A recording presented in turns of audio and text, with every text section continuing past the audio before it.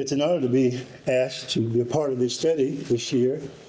I didn't learn about it till a couple of years ago, but I'm certainly thankful for the opportunity to get a chance to visit with you and talk a little bit about this topic.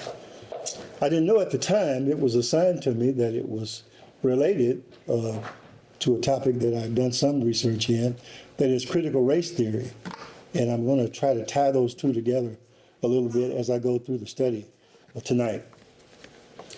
You know, as I went through and I began to work on this, I realized what Solomon said in the long ago, in Ecclesiastes 1 verse 9, saying that there's no new thing under the sun. And certainly there is no new thing under the sun when it comes to this topic. It kind of reveals itself in different ways by different names, and we're going to look at that a little bit tonight. My approach to this presentation is going to be in the order of the questions that were given to me. I'm just going to go through the questions as they were given to me. Oops. Okay. Okay. I'm just going to go through the questions. We're going to trace the history a little bit of liberation theology. We're going to look at what groups still hold it today and look at some of the ways in which it has manifested itself in some of these organizations.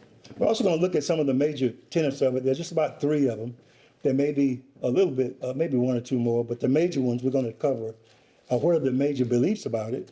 We're going to look at some Bible passages, of course, to kind of show how they support it and how they actually go about really promoting this doctrine. It's kind of interesting. I guess when we get to the passages, we can talk a little bit more about that. Now, and then we're going to look at the value of it. Austin wanted me to kind of look at it and say, okay, now, does it have any value today? Why are we studying it? Is it something that we need to be aware of? Is it something that we need to understand? I do think it's something that we need to understand because it has manifested itself in various ways. Now, one caveat before I get started, I'm going to use the word church, but I'm going to preface it with the Roman Catholic Church. And just to be clear about how I'm going to do that, if I make a statement about the true church, I'll say that I'm talking about the true church. I'm not talking about the Roman Catholic Church. You know, you may be wondering, just what is liberation theology? Well, in a nutshell, liberation theology is a way of looking at the Bible and using the poor, the marginalized, and those individuals who are poverty-stricken as the only lens that you look at when you're studying the Bible. It should be the primary lens. Salvation is not really a major tenet of liberation theology, but understanding the poor and their plight is. Now, it's a way of kind of distinguishing between Jesus as the liberator or Jesus as liberator or Jesus as our Redeemer. Now, as we go through this, we're going to try to make some comments about that, and hopefully we can kind of make it clearer. Now, there are scriptures, we're aware of many scriptures that actually show that Jesus is our Redeemer and also our Liberator. Just look at a couple before we get into that section. In Job chapter 19 and verse 25, 19 and verse 25, the Bible says, "For I know that my Redeemer liveth, and that he shall stand in the latter day upon the earth." Ezekiel 22, verse 29, "The people of the land have used oppressions, committed robbery, and mistreated the poor and needy, and they wrongfully oppress the stranger." Jesus referred to the poor many times in his teachings, those that are destitute spiritually and also those that are destitute physically. In Matthew 5 and verse 3, it says, "Blessed are the poor in spirit, for theirs is the kingdom of heaven." Mark 10 verse 21 says, "Then Jesus, beholding him, loved him and said unto him, One thing thou lackest, go thy way, sell whatsoever thou hast, and give it to the poor, and thou shalt have treasure in heaven." We'll look at more scriptures when we get to that section, but these are just some to show you that there are various scriptures that attack this poor idea from various angles. Now, there's no question that the poor have special places in Scripture. Although the movement started in Latin America in the mid-20th century, it has expanded and provides the foundation for many of the social justice movements that are active today. The idea of the poor being marginalized and exploited is not a new idea. It has an old theme among the ancient philosophers and has a long history in antiquity. Aristotle actually, in the 4th century, made a statement they want to look at about the poor. And they draw kind of on this particular statement. He reads, "It is therefore the greatest happiness which the citizens can enjoy to possess a moderate and convenient fortune. For when some possess too much and others nothing at all, this arises from a headstrong democracy or an oligarchy, but very seldom when the members of the community are nearly on an equality with each other." What Aristotle was saying says, according to him, an out-of-control democracy or an oligarchy are people who have all the resources concentrated in maybe a few people. That doesn't actually result in a good situation for the poor. So this is kind of the foundation of some of the things that they came up with using Aristotle's thoughts. Now, we begin to trace the history a little bit of this. Liberation theology has been making headlines for the last 50 years. It has been both globally influential and bitterly controversial. It has been investigated by the CIA on suspicion of promoting social unrest and cited by a former pope who accused it of getting too close to Marxist thought. Critics have dismissed it as naive, but also have called it a threat to our capitalistic system. Now, you see these images here. These are basically the images that they circulated back in the 50s and 60s to actually show what liberation theology stood for. Now, these phrases here, speaking truth to power, prophetic Christianity, those were kind of common in that particular time. But recently, they've come up with this woke theology. Woke theology is kind of surfacing in many, many areas, wokeness rather, and it has shown its face in this theology. Now, it developed, what I want to do is, if I can get used to this deal here. I want to look at, before we get started, I want to look at these differences between these concepts, Marxism, socialism, and communism. Now, Marxism, as you know, Karl Marx actually, he is credited with being the founder of communism. And I just kind of highlighted some of these words to show you that even though they're used in really different situations, they're really what you might call kissing cousins, you know, because they all really relate to the same thing. Now, government ownership, they really relate on 3 levels. All 3 of these ideologies share similar aspects and overlap. Communism and Marxism are sometimes used interchangeably. Since Marx is given credit for its origin when he wrote the Communist Manifesto in 1848, but each has a slightly different focus. And I put the focus on the bottom there that they focus on. Marxism really focuses on a classless society. There's no distinction between classes at all. Socialism focuses on the people owning all the resources. And communism, of course, the government owns the resources. So private property is where they kind of differ a little bit. But as you can see, they're very similar. Very similar. They're all political theories. They all actually deal with, they all are theories. They're not actually real, so to speak. But that's kind of the difference between the 3. You'll hear me say a lot about Marxism. I just wanted to make a little comparison between the 3. At the time, many countries in Latin America were some of the poorest countries in the world. The future of many of those countries in what was then considered the Third World was bleak. According to conservative estimates, the world, Latin America at that time had 1 billion persons were living in absolute poverty, with no regular water supply, no access to medical care, and a per capita income of about $150 a year. These conditions existed throughout Latin America in countries such as Brazil, Peru, Bolivia, San Salvador, etc. It is not difficult to imagine the difficulty and confusion in addressing the poverty in Latin America at that particular time. Put yourself in the place of an idealistic priest or nun coming from Europe, having just studied and gained a theology degree for 3 or 4 or 5 years. And then, once they come back into this situation, they're sent to work among the poor in these vast, poverty-stricken, overcrowded cities, on unpaved streets, in shacks with no plumbing, among children who barely had clothes and poorly fed, and also with no support from the Catholic Church. To them, this was a stark reality check, you might say. They did not understand why the church was not taking a more active role in helping and supporting the poor. Now, these particular guys right here, you probably don't recognize any of these names. I just put them up here for a second. These were, even though there were lots of bishops and nuns and lay people that were actually working in this movement, these are some of the guys who actually wrote a lot of the writings that they used to actually formulate their philosophy. Now, although these countries, there were many Catholic priests and lay people who spearheaded the movement, these are the guys who really actually brought it to the fore. In fact, this guy, Gustavo Gutierrez, he is looked upon as being he's given credit for actually starting the movement.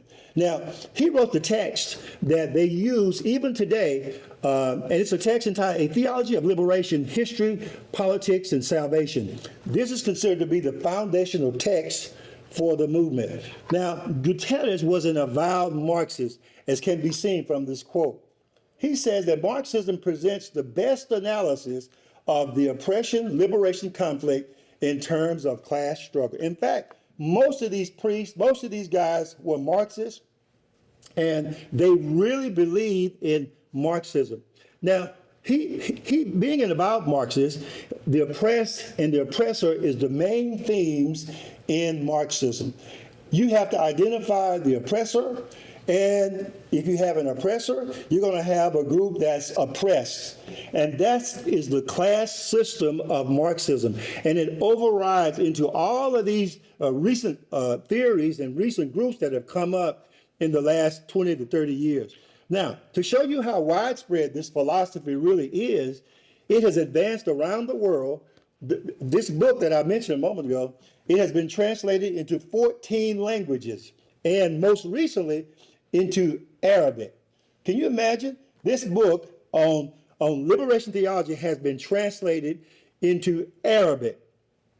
It should be noted that Latin American liberation theology and Black liberation theology emerged concurrently, yet independently, with one common denominator: oppression and suffering. The poor in Latin America had found an ally with the poor and discriminated blacks in America. It took a few years, but by the mid-1970s, this ideology had spread to America during the rebellious times of the 60s, when black activists saw an opportunity to use this new ideology to focus on their own oppression and their own discrimination. They used it fluidly. Several people contribute to the beginnings of the Black liberation movement in America. Now, but the guy that really is looked at as the foundation of the Black liberation movement in America is a guy by the name of Dr. James H. Cone. He was a professor of systematic theology at Union Theological Seminary in New York City, and he's from Fordyce, Arkansas. Dr. Cone is the author of several books and is best known for his advocacy of Black power and Black liberation theology. In his 1970 book, A Black Theology of Liberation, it's the foundational text for the movement. In his books, Dr. Cone used the Exodus narrative, and he used that narrative, the Israelites being released from slavery and being equivalent to Jesus, actually liberating the blacks and liberating poor people from all kinds of oppression. So he used that Exodus narrative throughout many of his books as a foundation for that particular movement. Now, so although it started in South America, it has made its way into American culture and given birth to many forms of liberation theology. Now, what I want to do here, I know this may look a little confusing, but I'm just trying to give you a feel for how this stuff developed from Karl Marx. See, Marx started it with his that Communist Manifesto that he wrote in 1848, and also Das Kapital, a large volume of social theory. He started that way back in the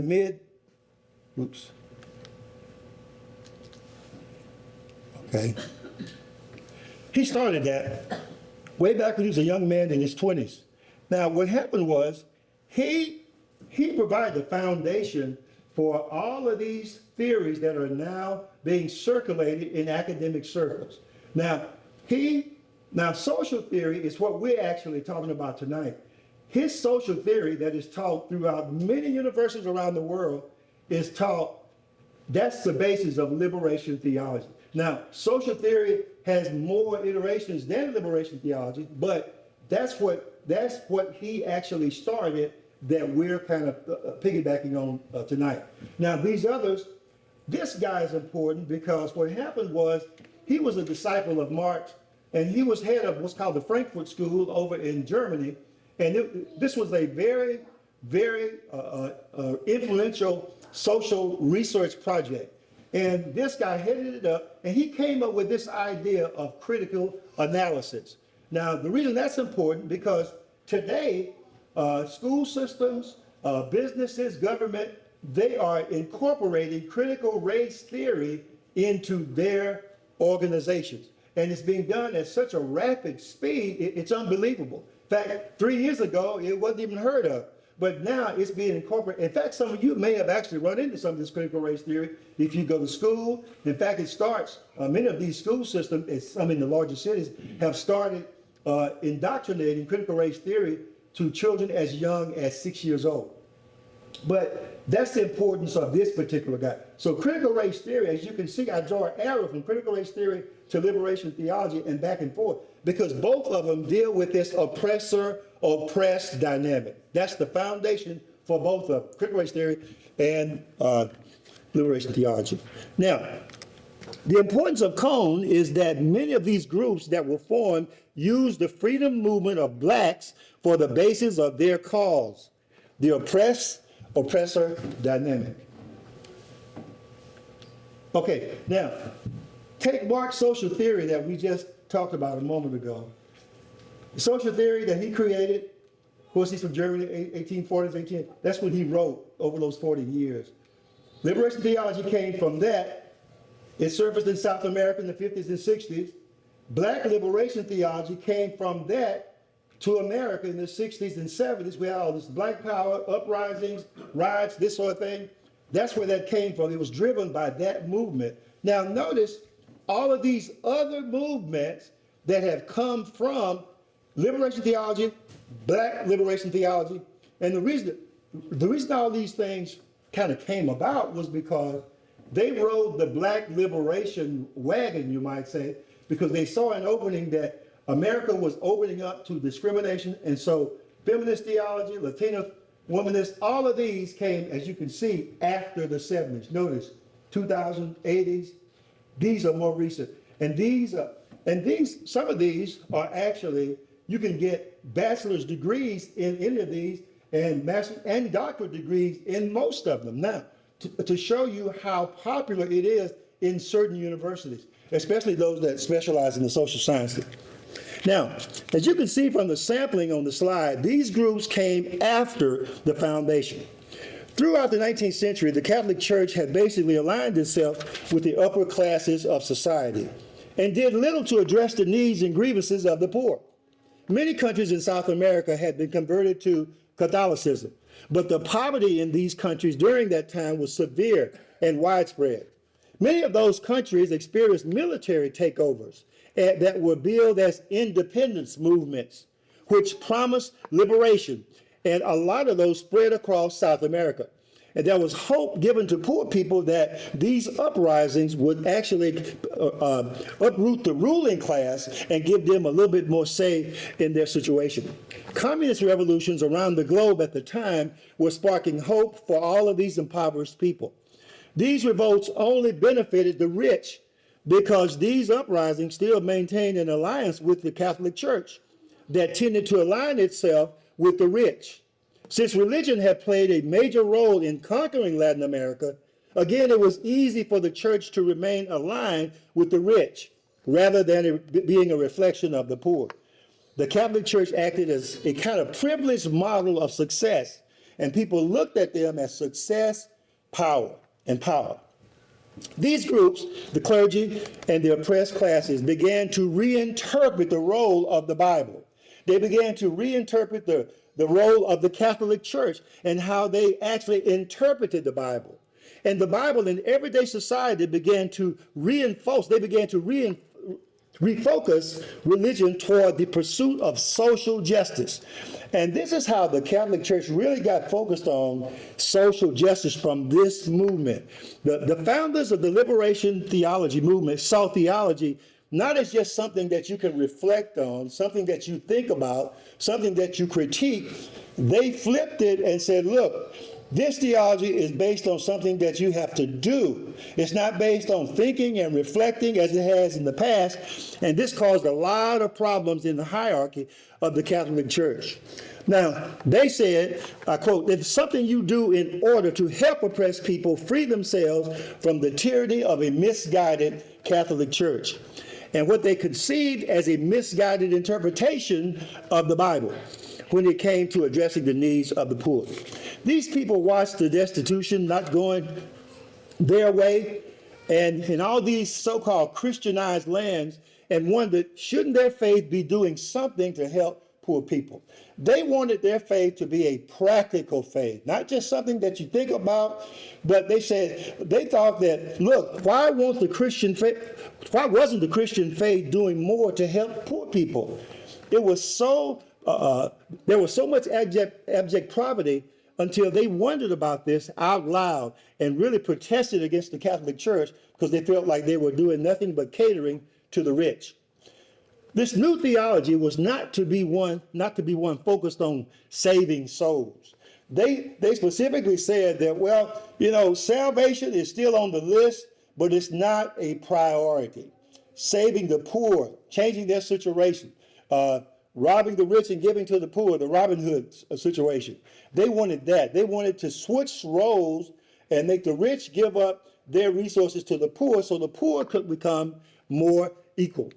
Now, they wanted a just and fair society. That was a phrase they used, a just and fair society, to bring about social and political change. This was a very political thing, and they wanted the Catholic Church to become involved openly in politics. Now, they said one of the proof texts they used to support their cause is Luke 9 and verse 58. They said, look, Jesus himself was poor, so we have an ally in Jesus. Luke 9:58 says, you know the passage, foxes have holes and birds of the air have nests, but the Son of Man has not where to lay his head. This was one of those passages that they used. And they said that any legitimate church will give preference to the poor. In other words, they felt that defending the rights of the poor is seen as the central aspect of the gospel. Now that has kind of set in, because if you change the focus of the gospel from salvation and you say, okay, we should be focusing on the poor, salvation is something that is on the list, but it's not priority, you change the whole message of the Bible. Now, what groups still hold it today? Well, while the core teachings of liberation theology have found their way into many denominations that we don't have a lot of time to really go through all of it, but they disguise it as social justice. When you hear the term social justice in anything, you may think you understand what they're talking about, but their idea of social justice and maybe your idea of social justice is two very different things. While the core teachings of liberation theology have found their way into many denominations, disguised as social justice initiatives, the Catholic Church is by and large the most influential on the global scale in its promotion of liberation theology. Now, however, at first,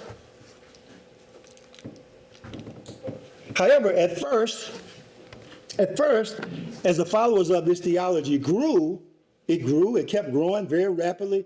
The Vatican felt, interestingly, threatened by the movement's connections to radical movements like Marxism. The Catholic Church was upset. They felt that this particular movement was threatening the authority of the church, because many of the grassroots people were actually getting behind it because they felt that this was their salvation. John Paul II, during his 27-year reign as Pope, was able to suppress the movement by convincing people that it represented a loss of faith.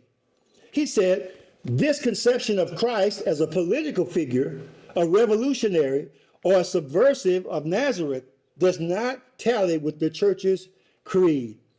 Pope Benedict XVI blasted the new movement as a fundamental threat to the Catholic Church and prohibited some of its leading proponents from speaking publicly. He even censured some outspoken priests on the grounds that they abandoned the church's spiritual role and they had actually pursued what he called social activism against the church. Pope Francis, the present Pope, he was the first Latin American Pope who was from Central America and knew of the poverty firsthand. But surprisingly, because of politics, he took a stand just the opposite of his predecessors. In many of his public speeches and letters, he has regularly alluded to the teachings of liberation theology and the plight of the poor in support of it, kind of tacitly supporting it. In addition to the Catholics having a long history struggling with the movement, major Protestant denominations lent moral credibility to the Marxist groups in Latin America during the 1960s. And one particular group that lent support to it openly is the United Methodist Church. The United Methodist Church missionaries worked in Nicaragua, not planting churches or doing any sort of evangelism, but working with the Sandinistas, whose goals was to overthrow the dictatorship of the Somoza family. They worked openly with to overthrow the Somoza family, who they actually thought were dictators, well, which they were. That denomination's emphasis today on social programs likely were influenced by social activism during that period of time. Liberation theology has moved beyond the poor peasants in South and Central America. Haiti and South Africa are also home to forms of liberation theology. In the United States, Black liberation theology, as we mentioned, is preached in some Protestant churches, in larger cities where social justice movements are common. Now, some of the more visible events were, say, you might remember the Jeremiah Wright's church, the Trinity United Church of Christ in Chicago, to which former President Barack Obama was once a member. He openly teaches liberation theology.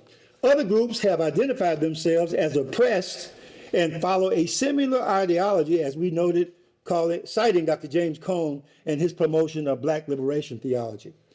But this theology has spread to other parts of the world in recent years, such as to Islam. Surprisingly, Islam is actually beginning to embrace tenets of this particular theology. Also, Hindu, Jewish, and Palestinian strands. Its connection to critical race theory is allowing it to be taught in schools beginning in kindergarten, as I mentioned earlier, as a part of a nationwide focus on social justice. This country, the government, businesses, schools, they're all involved in this social justice movement. Now, universities, governments, businesses, they all are in an effort to right the wrongs that have been thrust on marginalized groups. Those groups that I mentioned in that previous slide, all those groups are aggrieved groups who feel like they have been marginalized, they have been discriminated against, and if you have a discrimination issue, then that falls right in line with the teachings of liberation theology. Largely, and the reason it's so easy for these groups to fall in behind this is because of this. Let me go one more ahead. Because of this. Now just think about it. In every situation, every social, economic, even spiritual situation, there's going to be an oppressor and there's going to be somebody that's oppressed. That's why it's so easy for people to fall into these movements, no matter what group you're talking about. Look, Egypt, Israel, that reflects that. Rich, poor, proud, humble, sin, humanity. You know, it's just people look at sin, oh, sin is the oppressor. Yeah, we know it is spiritually, but some of these groups like LGBTQ, feminists, they think that, or they teach that, well, you know, the Bible is actually the enemy. The Bible, God is the oppressor because we can't be who we are. God says that we can't be gay or we can't be this and that. So they classify God as the oppressor and they as the oppressed. Also, so it's kind of easy to kind of fall into that particular belief because it's so easy to identify a good guy and a bad guy. Now, most of these movements all owe their allegiance to Karl Marx because he supplied them with an appealing argument that not only made sense, but it fits as well with just about any social movement, like I just mentioned, largely because every movement has a good guy and a bad guy. Now, this previous slide,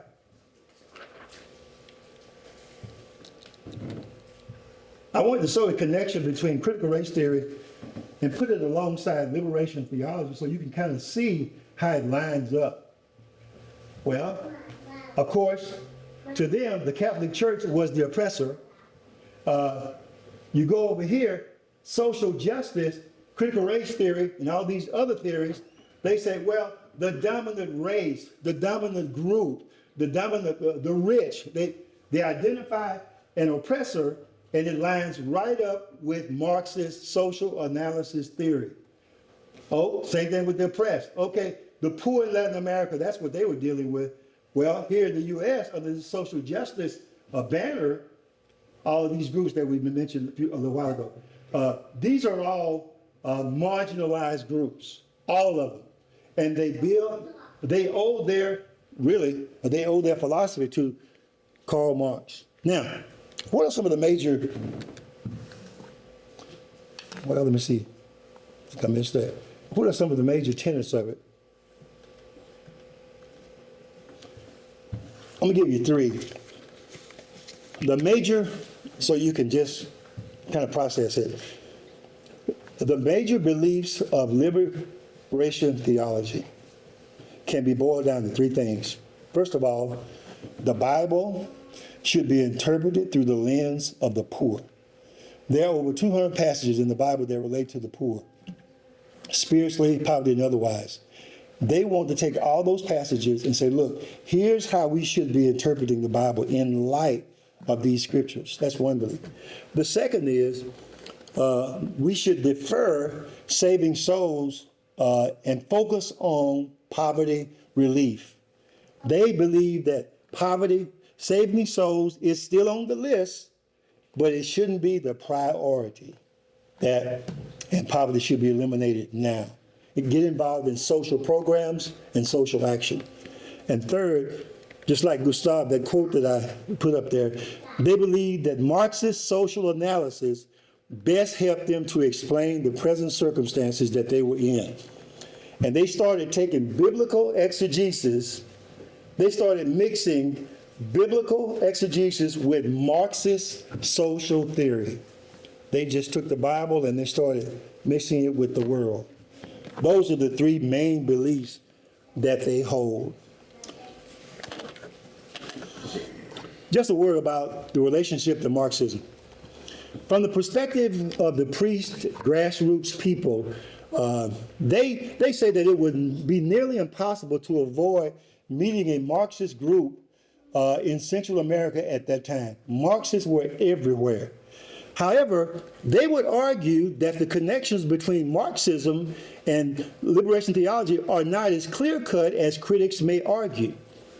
They say liberation theology does not embrace Marxism totally. They kind of split hairs. They say it doesn't embrace Marxism totally as Marx advocated that it should be. Marx said you have to either take the whole hog, you can't leave with part of it. You got to take all of Marxism, but they didn't. They claimed that they didn't. They said it draws on certain aspects of Marxist theory while rejecting others. They say the sole connection, just one connection between Marxism and liberation theology is a focus on empowering the poor and class struggle. The Vatican strongly felt that the connection between Marxism and the Catholic Church was not tenable. In addition to these things, they were charmed by what seemed to be successful Marxist revolutions at the time. So what was going on when they first started this back in the 50s and 60s, see, they used Cuba as kind of an example. When Fidel Castro kind of overthrew and got in control, the people in Latin America looked up to Fidel and they said, well, hey, you know, if Fidel can do that, we should do it down here. So Fidel kind of helped them believe in Marxism because Fidel was a Marxist.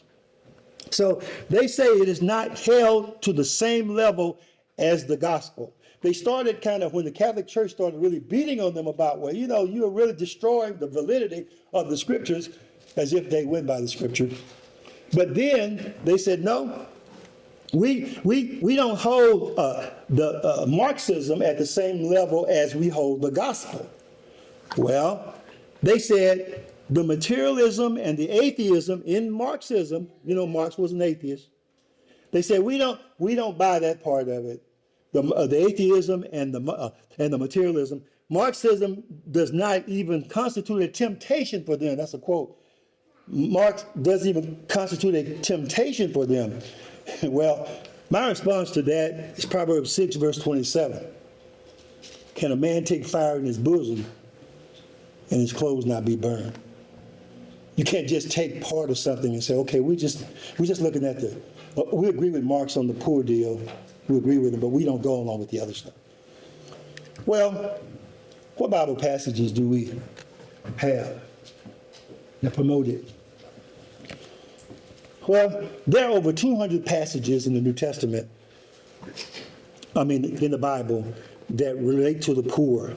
These passages support and even mandate God's people to take care of the poor. I want to go over some of these.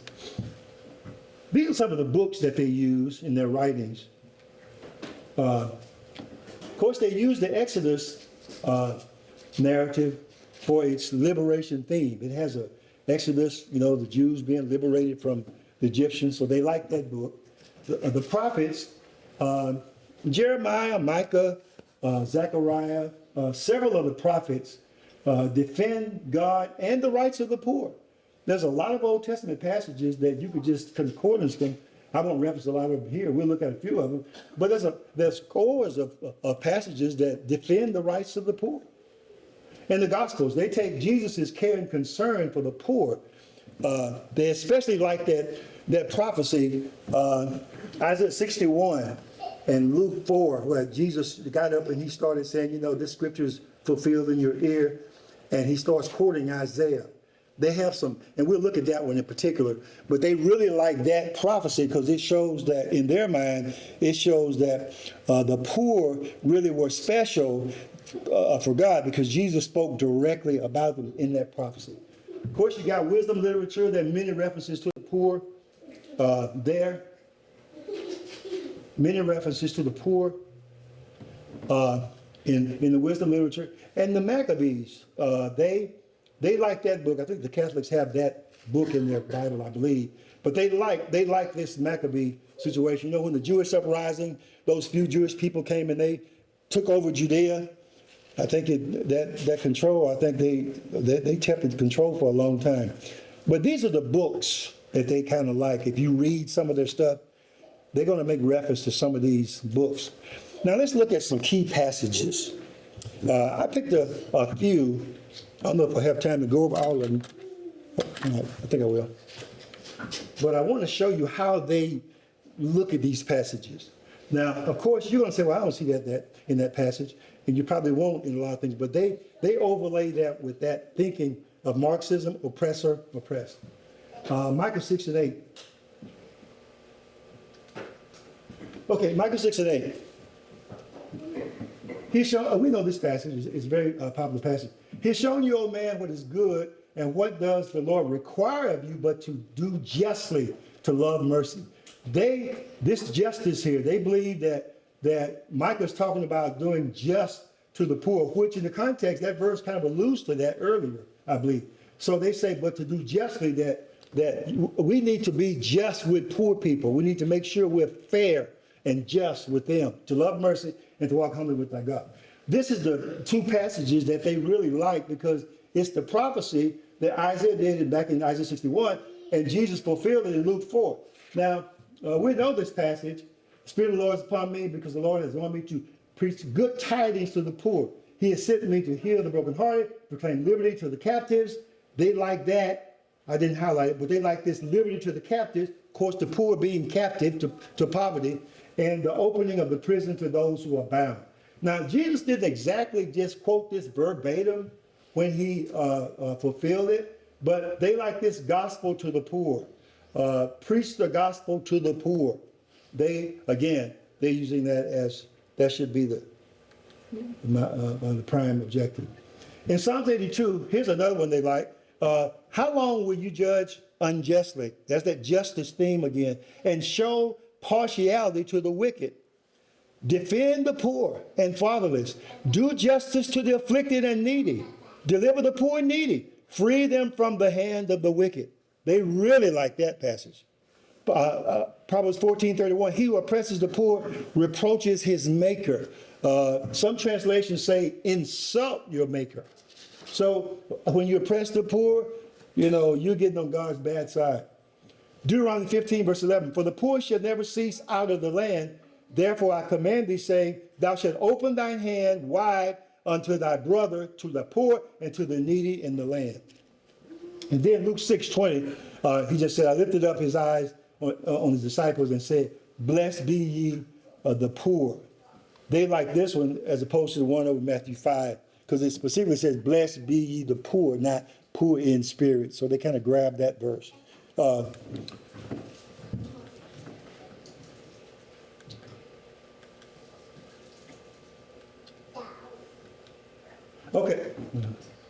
Okay. Now this is the last passage.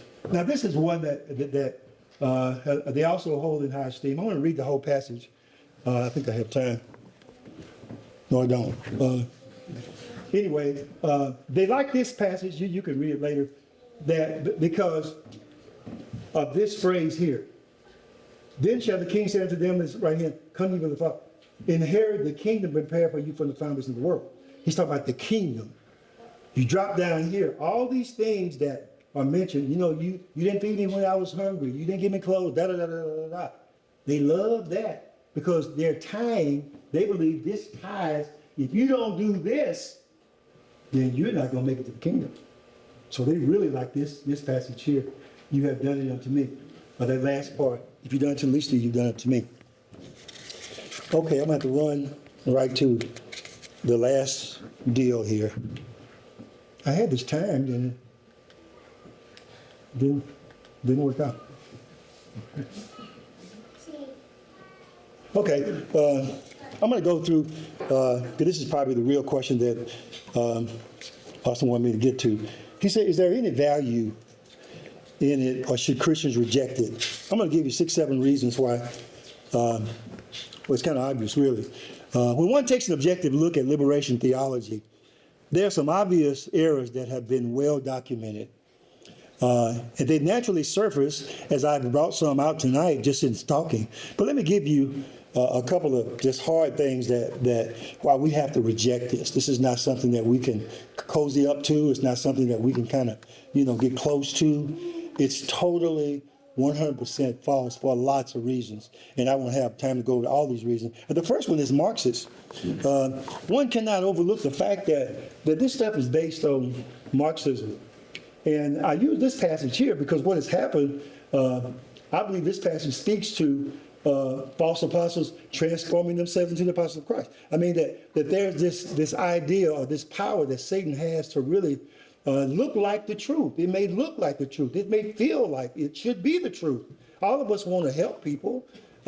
So there's an appeal to it at an emotional level that a lot of us have. But the way they go about it, the way they execute it is totally unscriptural. And Marxists, if you know anything about Karl Marx was an atheist. He didn't have a job. If you read his biography, you would just be appalled at this guy. He was immoral. There's a whole lot of things about this guy, but he was an atheist, and here's what he said. He said, I think I have it written here, the quote. He said, the first requisite for the happiness of the people is the abolishment of religion. That's what he said. And he also said, another famous statement, he said, religion is the opium of the people. So these people lined up behind a guy who really had no respect for God, nothing, but these Catholic folks lined up behind him and really made him into a god, just about. So for that Marxist beginning, we couldn't support that because of that. Secondly, the kingdom of God. They don't focus on the kingdom. They don't focus on the kingdom of God. They focus on the kingdom of the world. They're looking at the world. They're not looking at the afterlife. They're not looking at salvation. They don't look at the plan of salvation. Nothing like that. They want you to get behind them to be a social activist. That's the second thing. And thirdly, they advocate violence too, because they supported, in fact, the United States supported some of those groups down there in Nicaragua that the Methodist people were supporting. The United States put money and troops kind of secretly to kind of help those people down there to overthrow the government. And they actually advocate violence only if it's necessary. And most of those coups that they had down there at that time, hundreds of people were killed, thousands were killed in these coups. So they don't have a kingdom concept at all. The kingdom is secondary. All right, I'm over. Just one closing deal. Let's see. They don't emphasize evangelism. Just give me one. Oh yeah, group sin. They look at sin as group sin. The oppressor is, you're all sin. All white people are oppressors. So all of y'all are sinners. There's no individual, 2 Corinthians 5:10, there's none of that. None of that. That's what critical race theory is saying right now and teaching in your classrooms right now. My granddaughter brought something home. I can tell you about it in the Q&A, but this is a country school in Bossier City, Louisiana, that you wouldn't even think would be into all this stuff, but it's everywhere. And I know it's here in Columbia. You got a major university here. I know it's here because these universities, they promote this stuff. Last point. It's political. They want you to be an activist. Let me read the last statement, then I'll stop. Okay, conclusion. The result of what this theology has done to society is to push humanity further and further from the Bible. That's what it's done. Now, humanity didn't need any help to get away from the Bible because they're getting away from the Bible anyway, but this thing has pushed people further and further away from the Bible. Now, as the Word of God, when it spawned all these other ideologies, when a group feels oppressed, they then build this theology around it and read the Bible through their own particular lens. All these groups have fashioned theologies that are more and more cynical and disbelieving of the Bible. For example, feminist theory accuses the Bible of being chauvinistic. God is chauvinistic. God is the oppressor. Queer theory reads the Bible through a lens that affirms LGBTQ sexuality. That's how they read it, through that lens, often going so far to interpret biblical figures, including Jesus himself, as being homosexual. The further we trace the logic of liberation theology, theology itself becomes liberated from itself, and the Bible becomes less and less important. And that's what's happening in society right now. That's it.